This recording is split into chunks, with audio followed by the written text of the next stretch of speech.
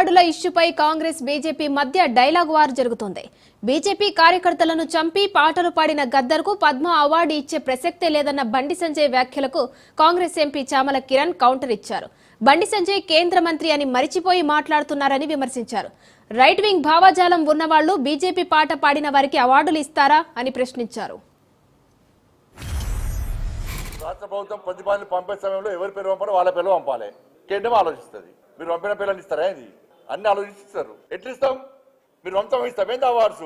వందల మంది భారతీయ జనతా పార్టీ కార్యకర్తలు నమ్మిన సిద్ధాంతం కోసం భారత్ మాతా కీ జై అని చెప్పి ఆందోళన చేస్తుంటే నక్సల్స్ భావజాలం గద్దర్ మా కార్యకర్తలు హత్య చేయించిండు. ఎన్ఐఏ ఎంక్వైరీ చేసింది గద్దర్ గారి మీద. అనేక మంది పోలీసులను ఎన్కౌంటర్ పేరుతో మర్డర్ చేసిండు. అటువంటి వ్యక్తిని ఏ విధంగా పంపుతారు? ఇవాళ గద్దర్ గారి భావాజాలం గురించి మాట్లాడుతారు. అది వింటేనే హాస్యాస్పదంగా ఉంది. మీరు ఒక కేబినెట్ మినిస్టరా, కార్పొరేటరా?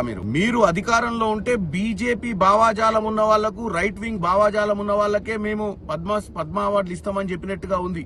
మీరు రాష్ట్రపతిని, ప్రధాని చిన్నతనం చేసినట్టుగా ఉంది మీ మాటలు. రానున్న రోజులలో భారతదేశంలో బీజేపీ పాట పాడిన వారు, బీజేపీ వంతు పలికిన వారికే అన్ని వస్తాయని చెప్పినట్టుగా ఉంది. మీరు అవార్డులు అనేది నిష్పక్షపాతంగా ఇవ్వాల్సినటువంటి పరిస్థితి ఉంటది. ఇలాంటి మాటల వల్ల మీరు మీ ప్రస్తుతం ఉన్న ప్రభుత్వాన్ని దిగజార్చేతనంగా మీరు మాట్లాడినట్టుగా ఉంది.